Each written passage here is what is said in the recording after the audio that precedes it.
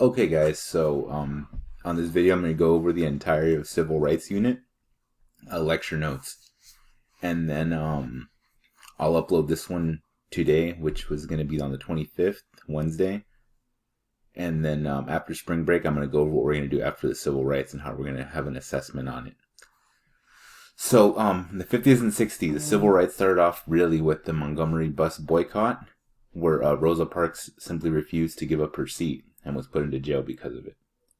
The boycott was unsuccessful, and it led to more civil rights demonstrations.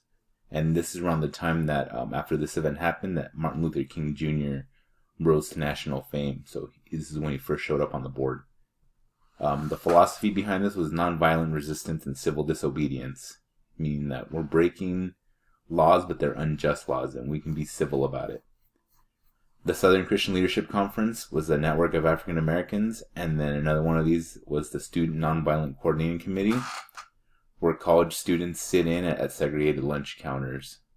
And as you can imagine, it didn't blow over very well. And then Emmett Till, a 4-year-old boy who was visiting from Chicago, flirted with a white woman, and then he was kidnapped, tortured, and killed. So this is the resistance that this nonviolent movement was meeting. They were trying to go in a nonviolent way, and they were met with violent resistance. It's a very sad time.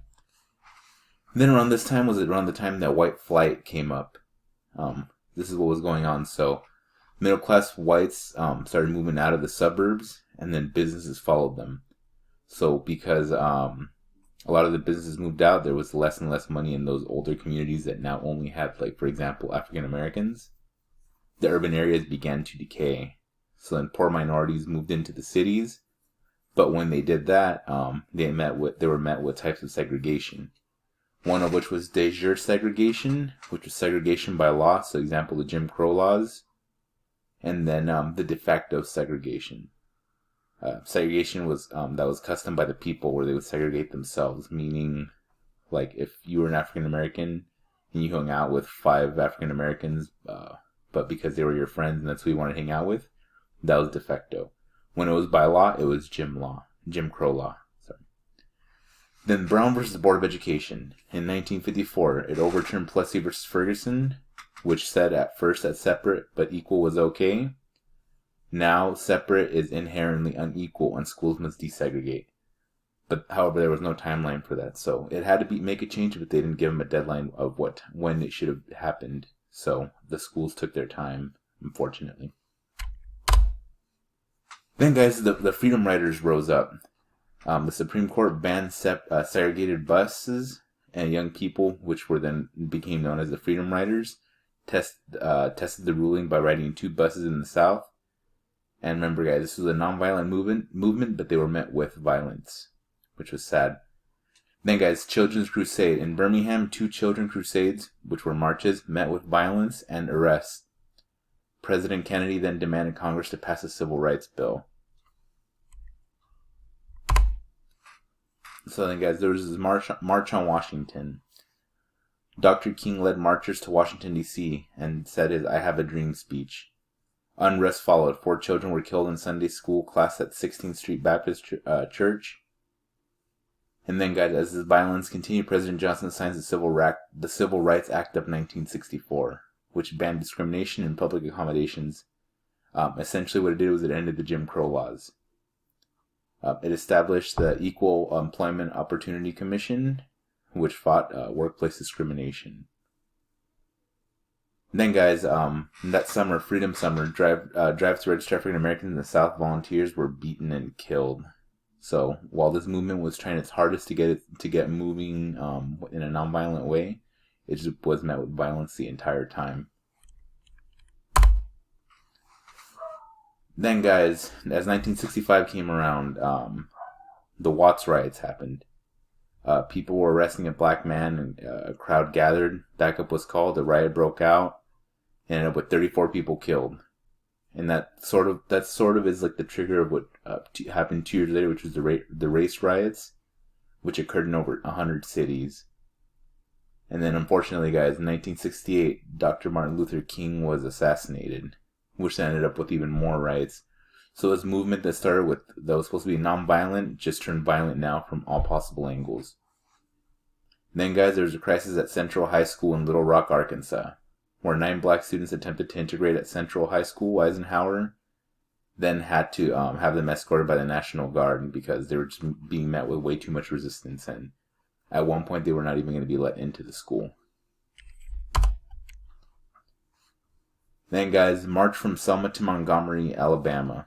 Marchers from all over the United States were moving, but the marches were all beaten by the police. And that's what led to the Voting Rights Act of 1965, which eliminated literacy tests. The federal government monitors registers for voters now. So back then, a lot of people, what they were doing in certain states where there was a lot of racism, they would put literacy tests or some kind of test to make sure that you were allowed to vote, which were illegal.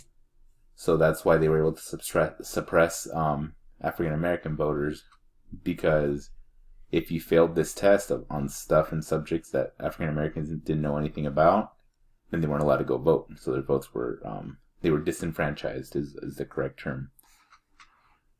Then, guys, much more radical than Martin Luther King was Malcolm X, who said ballots or bullets. They were a member of Black Muslims, and they were assassinated by them when he tried to split from the group.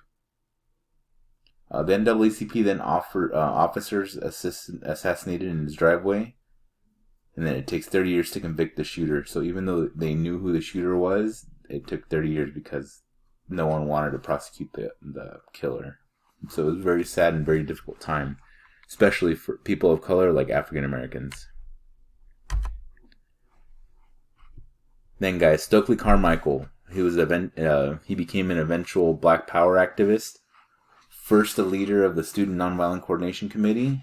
Later, as the honorary Prime Minister of the Black Panther Party, which is a controversial militant political activist group. However, this all ended up pushing things into the Civil Rights Act of 1968, which that's the one that prohibited discrimination concerning the sale of rental financing of houses based on race, religion, national origin, or sex. So back then, if a racist white landowner was having an African American come in and try to buy some property, he would just raise up the prices, and then an African American couldn't afford it. So the Civil Rights Act of 1968 put an end to it. And that, guys, is going to be about where the civil rights for this unit is going to end. And we will now pick up after spring break is over. We'll pick up with the beginning of the 60s all the way through the 70s. So, guys, enjoy your break. I will talk to you guys on Monday. Have a nice day.